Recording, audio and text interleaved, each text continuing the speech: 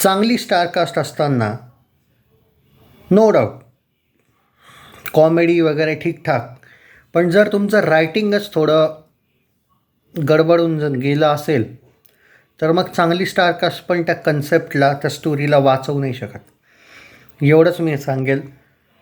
Above average, मी हे नाही म्हणणार बॅड आहे, पण ज्या पद्धतीने तुम्ही फर्स्ट डेला चित्रपट, ठीक आहे तुमचं इंटेन्शन नक्कीच चांगलं आहे की फर्स्ट डेला आपण रिलीज करू, व्हेरी गुड, पण जी कन्सेप्ट आहे, पहिली गोष्ट कन्सेप्ट तरी ठीक आहे, म्हणजे असे चित्रपट मराठीत आधी पण बनलेत, पण जर रायटिंग, सिरियसली सांगतो आहे, कलाकारांचं जे काम आहे ते ठीक आहे, पण जे रायटिंगचं जर एक पद्धत आहे ना, ती खूप बेटर असायला हवी होती.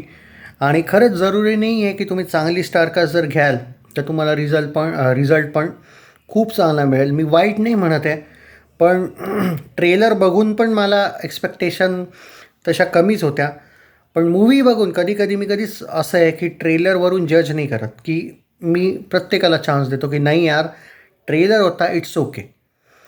पण चित्रपट बघून पण मला काही खूप, आय डोंट नो वाय यार. तुम्ही स्वतःच चित्रपट बघा, तुम्हाला रिअलाईज होईल. मी निगेटिव्हिटी तरी नाही करत आहे, मी प्रॅक्टिकल बोलतो आहे. जेव्हा तुम्ही चित्रपट बघाल तेव्हा तुम्हाला रिअलाईज होईल की यार, याच स्टारकास्टसोबत फक्त रायटरचा प्रॉब्लेम नसता मे बी, तर बेटर वेमध्ये अजून हा चित्रपट बनू शकला असता. हे माझं पर्सनल मत आहे.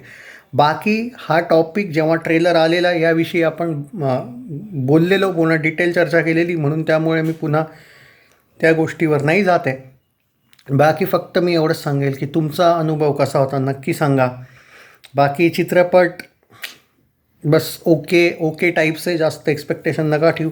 स्पेशल वेळ नका काढू हा चित्रपट पाहायला. तुमच्याकडे जर वेळ असेल आणि तुम्हालाही एक्सपेक्टेशन ट्रेलरमुळे झाल्या असतील थोड्याफार पाहायच्या की काय उत्सुकता आहे, तर तुम्ही बघा, पण स्पेशल वेळ तरी नकाच काढू.